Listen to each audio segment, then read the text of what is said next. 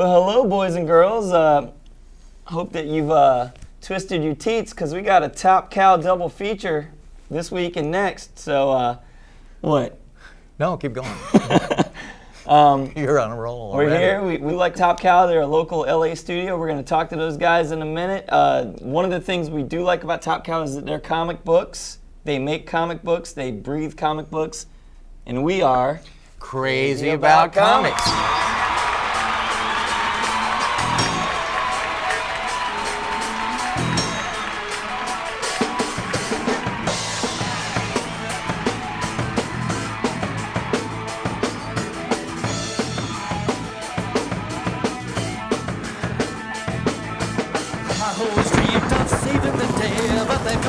Comic book geek. I never set limits on what man can achieve, so they call me a comic book geek. I love and beauty and what philosophers say, but I'm a comic book geek. Don't call me a loser, 'cause I'm a comic book geek. I'm a comic book geek. I'm a comic book geek. I'm a comic book geek. I want to live in a world of adventure. I want to have the seas of immortality. I want to move across the limits of imagine past the limits to believe that we can be beyond the limits of human. That's why they call me a geek. Oh, well, a comic book geek. I love a comic book geek. Well, I'm a comic book geek. Well, I'm a comic book geek. Geek, geek. Well, I'm a comic book geek. Geek, geek. Well, I'm a comic book geek. Geek, geek. Well, I'm a comic book geek. Geek, geek. Well, I'm a comic book geek.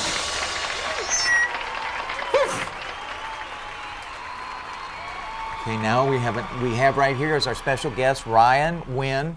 He's an anchor for Top Cow Comics, and Ryan, welcome to the show. Thank you, Captain. Thank you, Wonder Boy.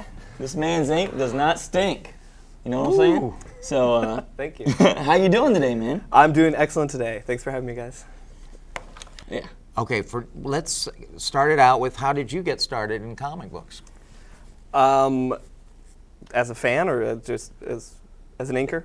As far back as you want to go. Yeah. How did you get interested in comics? Dude. Oh, okay. Well, I mean, I started reading comics. I must have been 2 or 3 years old. Grandma and Mom buying me comics just to, keep me shut up. And what are the first ones you remember that you really loved? The oldest one I remember that I really love is Gene Colan on the Avengers. Probably late 70s, early, maybe 80, 81, something like that. I can't remember that. And that's the one that just, there's a couple issues, and I must have just reread those over and over again. Like, when you're a kid, you always have those comics that you read them 20, 30 times, those certain issues. Fist of Khonshu. Hey, yeah, I was there awesome. on that too. Easy Cruise or ER Cruise? Anyway, go ahead, sorry. But, so it grew Yours up... was too old to talk about. Pulp comics, right? Black Hawk. Hey, from the 40s and 50s. There you go. Reed Crandall art. It was beautiful. Good Still stuff. beautiful stuff. Mm-hmm, definitely. But then after that, I just continued reading comics. I worked in a comic shop in high school, from junior high all through high school. I worked at a comic shop, and then I worked at an art store for years. And Danny Mickey came in and had been setting up a studio and training inkers and stuff. And I had just decided, I was around 21 or so, and I decided that, hey, maybe I do want to do this, because all through high school I'd wanted to be a comic artist, and I don't know. So you've been drawing forever? Yeah, I've been drawing my entire life. My parents were photography, they were into music, my mom was into calligraphy, so I always had the pens and the tools around, and so I'd always drawn. I'd made my own comics all through high school, wrote and drew, and penciled and inked and lettered and all that. Yeah, so it was the late 90s. I decided that was going to be the career path, the career path I chose. And it was a week later, Danny Mickey happened to come into the art store and needed some help, and I was working with supplies, and a year or two later I started working in his studio and with various other inkers, and then I assisted all sorts of inkers for years and years and years, and then around 5 years ago I started basically inking on my own. Not a ghost inker, not an assistant, nothing like that. So. Okay, so you're independent then. You don't work for Top Cow, or you just do things. No, I'm freelance. I'm not like under contract with Top Cow or on salary or anything like that. It's a page by page basis. And you're inking The Darkness pretty much right now. That's your book, right? Yeah, I used to often pick up multiple projects and things like that. Like I pencil and write on the side in my spare time as well. But I pretty much right now and for the foreseeable future, I'm only focusing on The Darkness. It's really heavy artwork. Michael Broussard's pencils are just this hyper-realistic, heavy rendering, lots of shadows and lights, and it's a very delicate process, I guess. You ever want to call them up and just tell them to ease up a little bit? Oh, I constantly tell them that. I'm always like, hey, why do we need all this stuff in the background? Yeah, like in the, I don't know if you might want, because he's got a little bit of a Jay Lee to his art, so if he ever looked at Dark Tower, one thing they've done is they just don't put backgrounds in it. They just have the dude walking, it's an idea, just a thought. I'm always bugging about that. I'm like, we don't need so many lines on this. We understand it, but it's his style, and I have fun doing it. So, but I write him off. And well, that sounds bad, but yeah. Time for a comic book break, guys. So is it time for a break? Wow, we've only gotten one question down, dude. I talk too much. We have 8 more questions, 7 or 8, 9. Okay. So we take a break and we just start talking again, right? You guys getting tired there at home? We'll be right back. Guys, we're going to move over this Stan, way. they gotta get you out of here. Gotta get out of the Can I get you to say one thing for the TV show? I'll say anything you want. Say, Comic Book Geeks will be right back. Comic Book Geeks will be right back.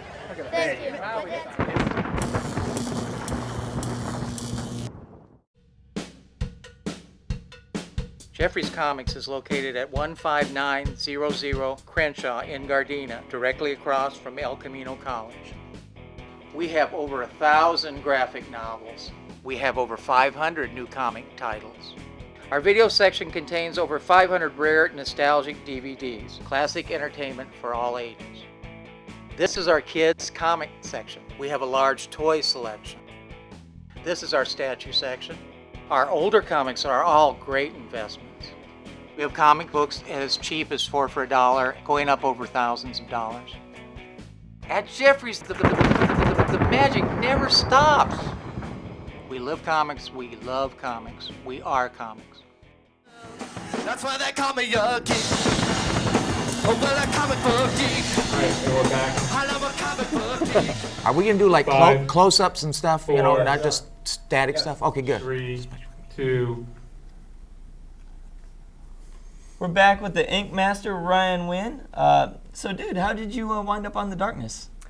That is a short story, actually, so I'll get through this quick. I was looking for some new work. I just finished up a miniseries that I'd done for Image, penciling and inking. was It was called Hiding in Time, with Christopher E. Long writing and myself on art. I was looking for new work, and I was contacting some editors at DC, and I kind of heard that there was some editorial shifts at Top Cow, and I was like, well, you know what? They're local. I'll try them out. I didn't know there was a new Darkness series coming out. I didn't know anything about it.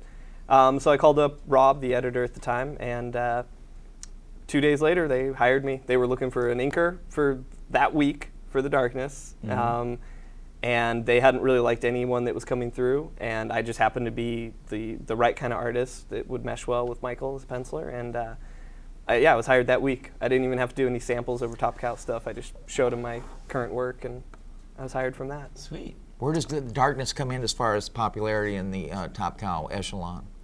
It's not as popular as Witchblade. Witchblade's number one? Yeah, because Witchblade's been around, they're on 127 now, so 120 some issues. And they had a TV show. They had the TV show. The anime is doing really well right now, which doesn't tie in with the series exactly, but it's enough where there's buzz going around. So they've repackaged the trades and things like that, and the trades are moving well. So it's not as popular as Witchblade, but it's right up there. I just got back from the Phoenix Con, and anyone that was talking about Top Cow or coming up, it was solely Darkness and Witchblade were the two They had things. that Darkness video game that was pretty popular. I think that's why I don't know, I could be wrong, but that might be why they relaunched the series, right? No, that definitely has something to do with it. And it was launched right after, so the game had come out and had almost a year maybe to gain popularity, and then at the end of 2007 is when issue 1 of The Darkness came out.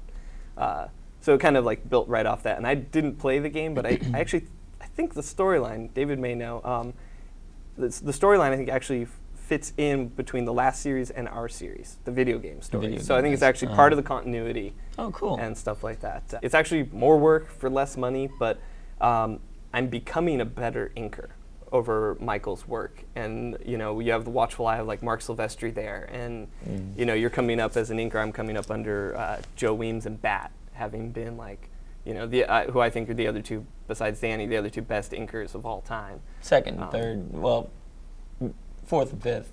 Wait. Yeah, about fourth and fifth, after you and Danny. No, I'm probably about, I'm way down the list on there. But no, I'm going to keep penciling and writing and inking. I like inking. I will always ink as long as there's pencilers that want or need inking. But I would like to, like every year, like, it took me about 4 or 5 months to do Hiding in Time. So then I realized I could start working into my schedule to write and pencil or just pencil and ink one mini series or so every year. What's your next sort of do it for yourself project type thing you thinking about? I have a few in the works with different writers. Everything's at this point, it's so. Can you talk about any of them? One of them I don't talk about it at all. How come? That's one we want to hear about, actually. Yeah, well, just tell. Actually, I just want to know why you don't talk about it. I never really talk about projects that are in the work. An ass bag or? No, and it has nothing to do with like keeping a secret, because like if I went through and told all my story ideas. Is it a hunchback? A hunchback. An ass bag. Oh, I thought you said an ass is he a bag. hunchback? What is an ass bag? It's like a bag of ass. Oh, okay. That like says they're gonna do stuff. And smells worse than a taint then. Smells worse than a taint, and it's full of shit usually. But, okay, that's disgusting. Wait a second, let me ask a question. Does Top Cow, does their pay compare to Marvel and DC pretty much? Yeah. It's just about identical. What do you get for page? Are you guys part of the IRS or like this is all stuff I never tell anybody. His wife didn't even know he made this much money. I know, or that little. Do you work from home, or is there like a Top Cow bullpen? Everybody works in the Top Cow. There is a bullpen. They call it the Pit, and isn't that Dale Keown's character though? That's with 2 T's actually. There's only 1 T in our Pit. Oh, okay. Yeah, and I think his has periods. Maybe it's you call it the Tit. I mean, you've got the Tit. The teat, yeah. Yeah, the teat. I'll send that in. Throw that in, yeah, see what they think. Sure, they'll love that. But yeah, I don't actually work from the studio that often. I go up once a week. I live in Orange County, Southern Orange County, and the studio's up off Santa Monica Boulevard in Los Angeles. So I get up like once a week, hang out with the artist, just try and pick up that Silvestri vibe that's, good energy, good art energy, hanging out at the studio. But yeah, mostly work from home. They ever give you a hard time about trying to go back into Orange County after going up into LA and stuff? No, I don't get too much. They don't give me too much crap about you got your passport? But yeah, I'm all set. I got that all taken care of. So when you're down there, he doesn't ask you to wash his car or anything like that, does he? No. They have newbies for that. The new kids that come in, the interns take care of all that and stuff. So. I saw Mark at Comic-Con, and I'd had a few drinks in me, and he comes in. And he's buff. I mean, he's a big guy, right? For a comic book person, he's really athletic. A big dude. But now he's got like this porn mustache, and and it was at nighttime. He had these sunglasses on. So I'd had a few drinks, and I just had to go up to him and say something. I was like, man, who is this guy here? Are you Lovey Love Balls, Cosmo Tortini? What's your porn name? And he's like, it's all about feeling good, man. So. No, that's got to give it to him. It'd be hard to shake him up. He's a good guy. Yeah, he's a good-natured guy, and but I mean, it's just, you guys notice that. Does he do that around the studio, or is he like chill, or? He's extremely chill. Yeah, he doesn't come in like porn man, like. No, like they crack all the jokes first up. A couple times I went up. No more talk about the porn man stuff. Time for a break. We'll take a break. Time for a break. Okay. Shit, this was your fault, dude. You wanted all these damn breaks. I was just getting warmed up. Me too. I don't even know what we were talking about. All right, we'll be back after this announcement.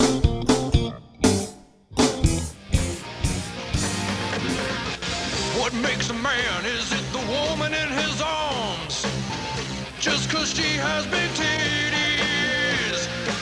Or is it the way he bites every day? No, it's probably the titties. Now you're a man,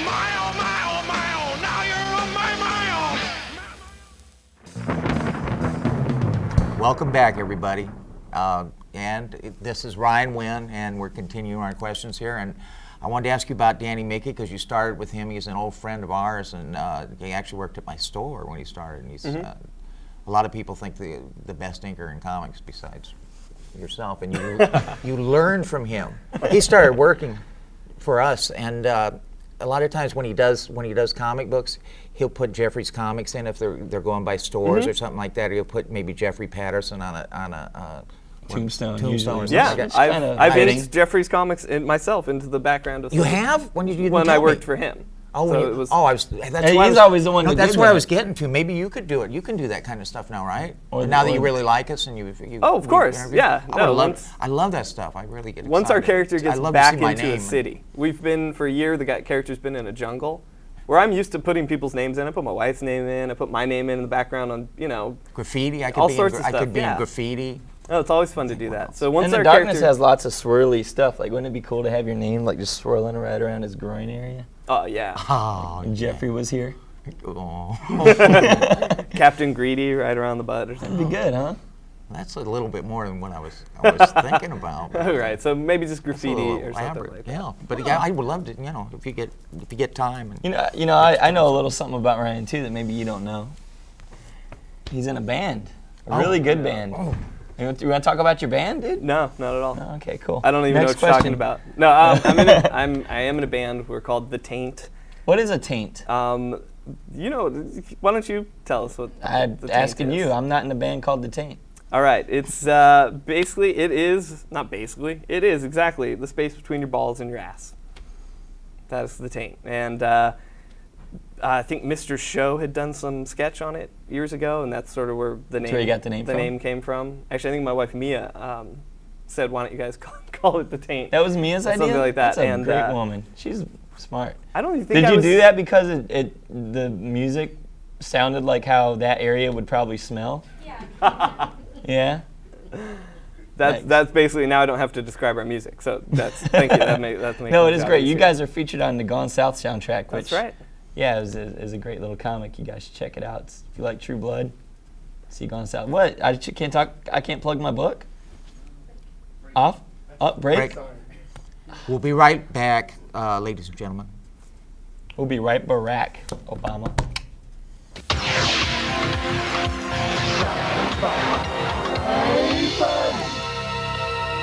I'm Geoffrey Patterson, the comic book king of Gardena, Wizards fanboy, and this is my house. It's like a comic book museum. Let me take you through and show you what it looks like.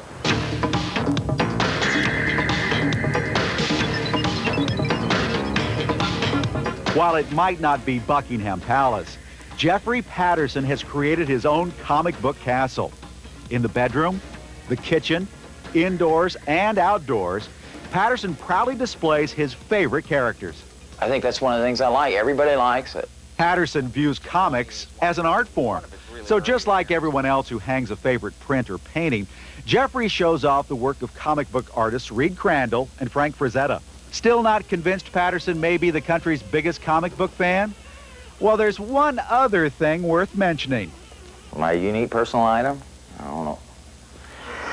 Okay, it's probably this is what you're talking about. This is my Captain Marvel tattoo. Patterson's passion for this art form became his business when he opened Geoffrey's Comics. The store gave him the opportunity to meet fellow fans and his future wife, Monica. These are images that they say things about heroism and fun and the bright colors they have and innocence and a lot of things that people are happy about and happy to see, a house that's a little bit different from every house on the block. We're back. Yes, we are. I wanted to talk a little bit more about Hiding in Time, which is a book that you actually had a hand in creating. How did you guys? What's it about? First off, for the folks at home. It's about it's set in the future, about 20, 30 years in the future, and the Witness Protection Program now takes people and hides them throughout different periods of time. Instead of just relocating you to the city, they just relocate you completely. Was that your idea? It's a genius idea. I love time travel. No, I had very little to do with all the good ideas in this. Okay. So you didn't write it, or you I just maybe added penciled and some inked ideas? it. Yeah, I had some ideas here and there. Your first penciling job? Because you're known as an inker. Yeah, I'm known as an inker. I've done penciling stuff for various magazines throughout the years. Like we did a few like comic book styled bios and interviews for stuff like Anthem and Lemonade magazine. So I'd done stuff like that before.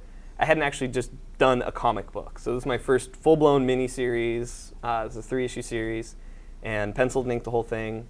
And like I said, it's witness protection program, hiding people throughout various periods of time, and somebody's going back and killing these certain characters that all had something to do with the same trial. So then our story takes a character from the future, and he's going back to try and find the last guy who's still alive, so that they can. I don't want to spoil it. It sounds like a movie. A sci-fi movie. It actually, we optioned it to Warner. It's always optioned. Yeah, Warner Brothers bought the option. That's a good idea, though. You get some good money for that? Good idea. I got some cash. Yeah, I got some How cash. much? From How that. much? Yes, you can. All right. Can't you? Is this complete? Oh, David's gone. Oh man, I was gonna say, is this completely unprofessional? It is completely okay. David, I got $6,000 for it. Not bad. Which was more than I made on the book because it was an image book. So you don't actually get paid unless you sell. So a certain you're a amount. co-creator then. I am a co-creator. I'm not listed as a co-creator, but the writer, Christopher Long, he basically, like, the money came from him. He treats me like a co-creator. I'm pretty much in on anything with him as far as ideas for pushing the book forward or the series forward, because we have a couple other ideas, other mini-series ideas. So do they have anybody attached to the movie, or? I forget a couple of the producers now, and they're big names, and I should know them and be able to say them. They were guys that worked on The Departed, and I... Just say we can't talk about that right now. Oh, yeah, we can't talk about that right now, guys. So, I mean, it's all, behind closed doors, and, it's we'll all be top making a secret proper nonsense. announcement later. So, but no actors connected or anything like that. Like, they were going to go towards Will Smith's people. Everybody's always going towards Will Smith. But everyone's going towards him now, so I doubt that would happen. But about like Ed Asner and Hasselhoff. That was the next pick. We're going for like I'd watch that, wouldn't you? Yeah, I'd definitely get the bootlegs on that. Do you like penciling better than inking? It seems it's more creative. No, it's really a different. It's a whole different field. I got into comics, like I grew up, my dad had done some directing and stuff like that. So he had taught me a lot about visual storytelling. Like movies or TV? Yeah, like he graduated from Long Beach Film School and had done like some local PBS shows and things like that. So he actually had a really good education on that. So as a kid, just doing comics, he was able to help me with like how to capture drama in an image and things like that, and pacing, things like that. And so yeah, I've always been interested in the storytelling aspect. And when I was younger and wanted to get in, you hear that it's easier to break in as an inker. And just thinking, an inker's just, I always thought of inkers like below a penciler, sort of. And then as I got in and learned how to do it and started training, I realized it's this whole other art form that I fell in love with. And my eventual goals are to write and edit. I'd love to push forward and finish off my career as an editor or something like that. How many pages do you turn out, say, in a day? You do roughly an issue worth of work a month, so 20 pages or so. Not a page a day then. Well, a page a day because you take time off. Roughly. I don't really take that much time off. Like, even if, like, I'm going to leave here tonight and go back and work. Can you work in front of TV and things like that? Or yeah. do you have to be quiet? Or, no, I like, sometimes you like the quiet. And, you ever masturbated and inked at the same time? Yeah. What page? What issue? It was, no. It was an issue. It had to be an issue of Spawn. But I always want, like, there's guys like J. Scott Campbell that, I'm not one for cartoon girls, but those girls, like, they even look like, but they're pretty. You think he masturbates when he does that stuff? Oh, he's got to. How could you not? I mean, when you're creating, look at Danger Girl. I mean, exactly. You you don't. You said something like you I don't masturbate. I don't last masturbate. time you masturbated? 1985, I think. After you saw Rambo: First Blood Part 2. Why 1985? I tried to quit for a long time, and finally I said I'm just going to quit. It felt ridiculous to do it, so I. Did you use the patch, or did they have it? Oh, a patch. No, I didn't. I just finally did it, and I never wanted to do it again. I thought maybe it decreased my sex drive. I wanted to have a socially active sex drive, and I didn't want to satisfy myself. it was embarrassing to me. It's embarrassing to me actually to even think about it. Well, it's because you did it outside. That if you did it in the privacy of your own home, you know. I like to masturbate about 2 times a day, but the other 3 times I force myself. So, anyway, but that's just strange. I mean, I read an article. It was on the internet. Actually, it was like talking about when you get older, you should masturbate because it releases a lot of toxins out of your body and probably could prevent prostate cancer or help prevent. Ernest Borgnine clip where they ask him how he keeps so young and vital, and he leans over to the reporter, doesn't realize that they have the little mics on. And he goes, "I masturbate constantly." It probably does, you know. So he's in his 80s too, yeah. And you're like only 46, and look at you, man. You should start masturbating again. I think it's a very undignified thing to do. I know. Like taking. I know they say it's very normal and everything. Yeah, I never liked it. I mean, George, I enjoyed it, but I always felt embarrassed about it. George, like this. It's a good thing. Everyone's giving the sign for a break right now. Give a break. All right. I don't know. I should give it a try, man. It's hard work. Give it a try. I said I used to do it. Give it a try. Like you really were you getting like carpal tunnel? Because I mean, how do you Maybe masturbate 30. such a small penis? You know. Oh, that's just. I hope they cut that. You do like this. Oh. It's something to hold on to. You know There's laughter coming from the I booth. just hate it when you do those small dick jokes. Get a big dick and I'll stop doing it. This is who we're interviewing, by the way. Oh, okay. I'm sorry. So, Ryan. I was enjoying all the focus being on it. Oh, they want us to stop. Are we again. going to a commercial or are we done? I think George climaxed over there. George. Great commercial that is. Commercial. Okay. We'll be right back, folks. Stick around. Stick around. Get it? Stay tuned.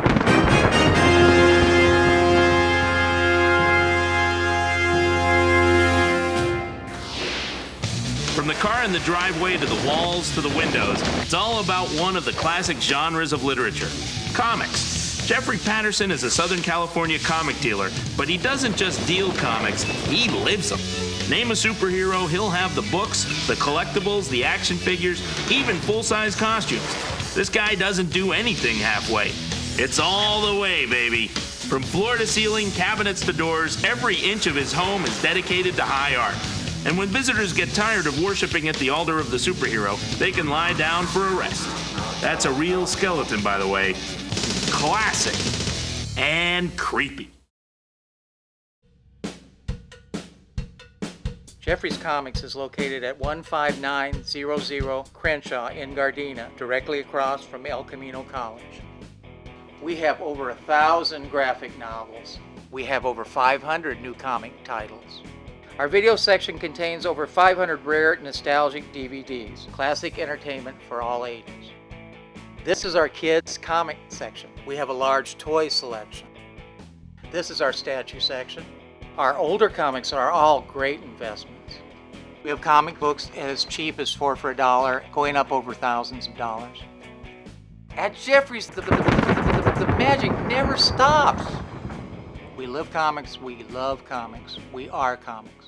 Dabba dabba dabba dabba dabba dabba dab, to the chimpy to the monk. Dabba dabba dabba dabba dabba dabba dab, to the monkey to the chimp. All night long they chatter away, all day long they're happy and gay, swinging and singing in a hunky Hey, boys and girls. way. Hope you guys liked that break as much as I did. Glad to be back. Hope you're as glad to be back as much as I am. And Ryan, before we leave tonight, leave you to, you know, your wily ways. Do you have a website or anything people can go to find out more about you or see nude pictures of you or anything? I do have a website. It's real simple, ryanwinn.com. And you can email me any questions at ryan@ryanwinn.com. All right. Well, hey, George is telling us it's time. What time is it, George? Is it say it loud? It's time to wrap it up, guys. It's party time, baby. You know it. So, ladies, gentlemen, thanks for coming, Mr. Boy, brother, be Thanks for good, having Ryan. me. Thanks for coming down, man. It was a pleasure. always a hoot. Don't pollute. And that's it. Thanks for coming. Thank you for watching. And by God, clean your front lawn. It looks terrible. Have you ever looked at your lawn lately? You're bringing down the whole neighborhood. You're in Torrance. Live up to it. Be good. Beautiful. Like that. 'Cause I'm a comic book geek.